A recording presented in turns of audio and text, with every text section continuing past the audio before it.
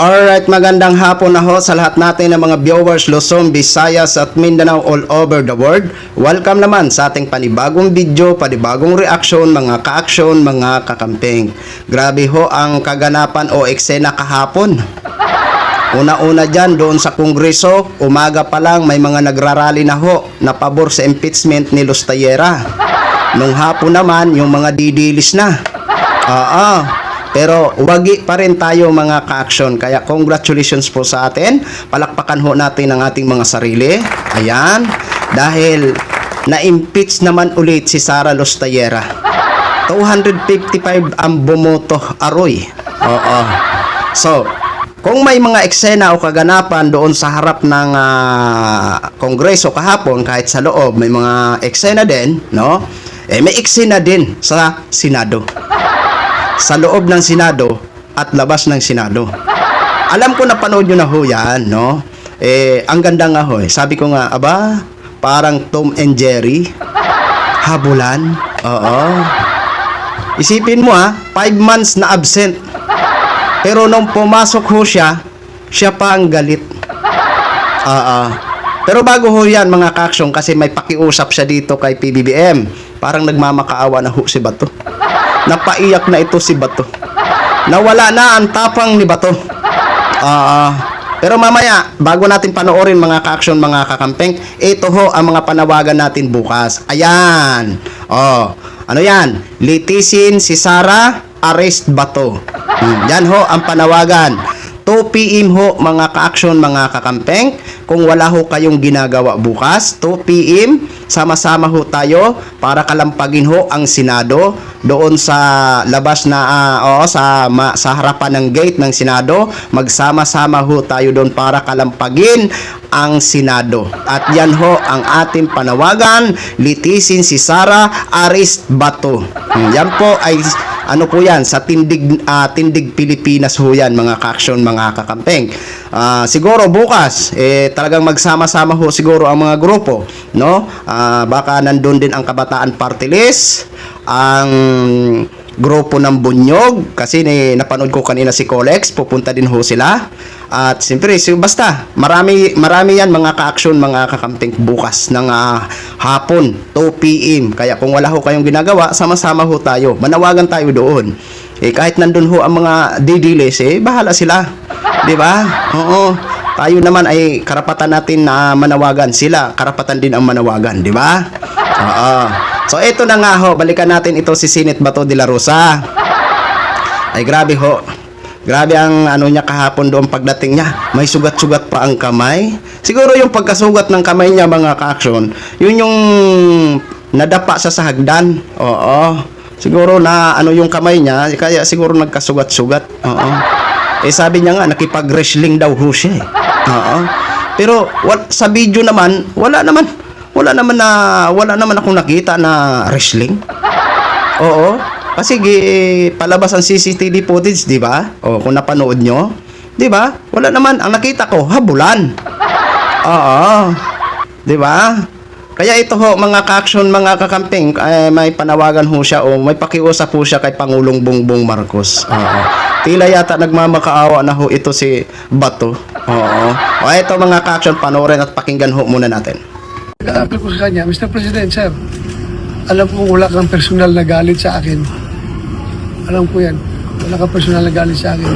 Kung sana naman, bilang ama ng ating bansa, alagaan mo yung mga anak. Kami, yung mga anak. Alagaan mo lahat ng Pilipino. Sana, role of the government is to take care of its people. Sana alagaan mo kami. Huwag mo kami ibigay doon sa mga dayuhan. Yun lang, pag-iusap ko sa kanya. Sa absent, hindi lang para sa akin, kundi sa lahat ng Pilipino. Huwag niyo pong ipagkanulo ang inyong kapwa Pilipino sa mga banyaga. At alam mo, sir, kung anong paghirap ko sa serbisyo. Ginawa ko lahat para sa bayan, hindi yung pagsarili ko. Hindi yung para sa sarili kong kapakanan.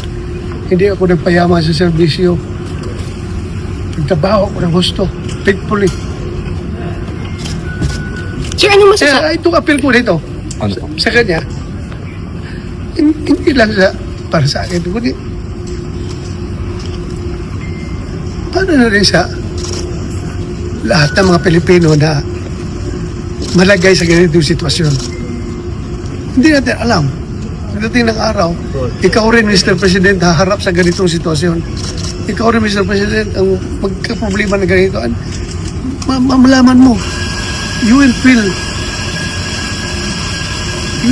what I feel right now. Bakit kayo naiyak, sir? Ha? Bakit po kayo naiyak? Tao lang ako. Hindi ako robot.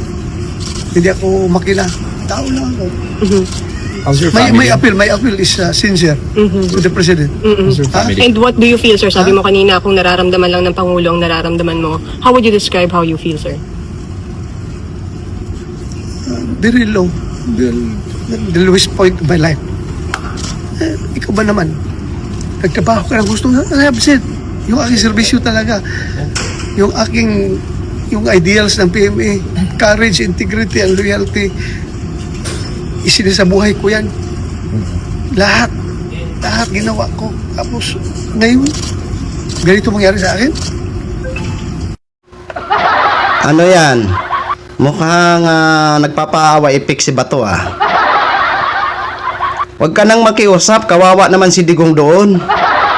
Samahan mo na ho siya doon. Alam mo, Senador Bato de la Rosa, mahal naman tayo ni Pangulong Bongbong Marcos. Inaalagaan tayo ng mga Pilipino. Ramdam ho namin yan. Di ba? Kaso nga lang, ang problema ho, Bato, may dapat kang sagutin. At doon mo yan sagutin, doon sa dahig. Dahil nandun ho nagreklamo ang mga di umano'y biktima. Sa ICC ho sila nagreklamo. Kaya doon mo ho yan sagutin. Hindi ho dito. Di ba? Hindi ho dito. Di ba? May dapat kang sagutin. Oo. Nako, akala ko ba tapang ka? Di ba? O, nasaan na yun ang tapang mo? Nasaan na yung sinabi mo na make my day, Mr. Trillanes? Go ahead, Mr. Trillanes. Sumama ka pa sa pag-serve ng warrant at ikaw ang pumusas. O, kahapon nandun si Trillanes. O, ano? Di ba? Sabi man ni Sintre, siya ang nag-request nito. So, tinupad ko lang. Totoo naman ang sinasabi ni Sintre. Dating ni Trillanes, totoo naman, di ba? Tinupad niya lang ang wish ni Bato. Your wish is granted, Bato. Ang problema, nawala. Nagsumbong sa loob ng Senado. Di ba? Alam nyo mga ka-action, mga kakamping, pumasok lang yan kahapon para bumoto. Para mag-eksakto ho ang boto nila, para maging Senate President ho yan si Cayetano, si Mr. Tingke. Di ba? Ngayon ayaw mo na lumabas. Pangulong Bongbong Marcos, maawa ka na, Pangulo. Gawin mo na ang lahat, Mr. President. Oo. Mabawasan naman ang mga pasaway dito. Masabi si Bato, ikaw talaga action man, nakiusap na ako kay Pangulo, ikaw naman gusto mo pa ako ipadala doon sa sa dahig.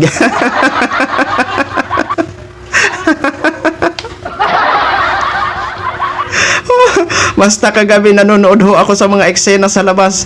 May nabugbog ba daw na sergeant at arms? Ay, grabe ho ang mga eksena. Yung mga DDS naman na doon sa labas.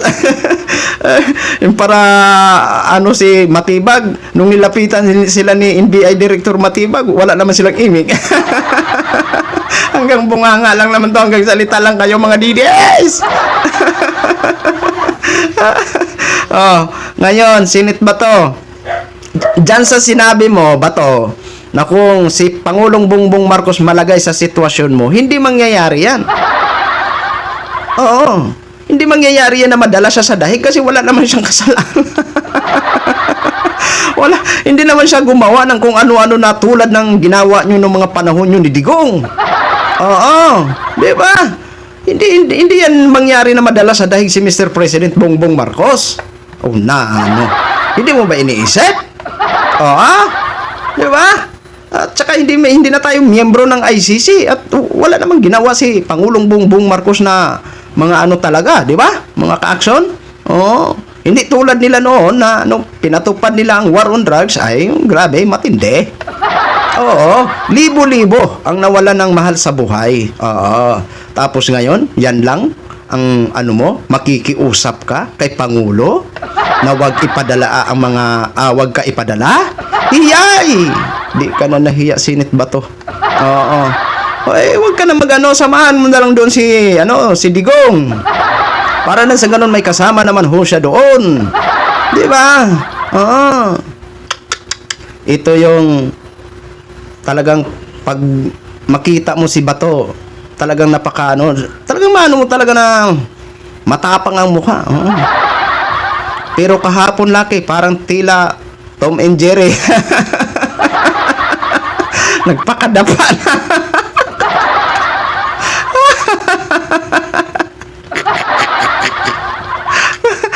Mikmaydi ka pa.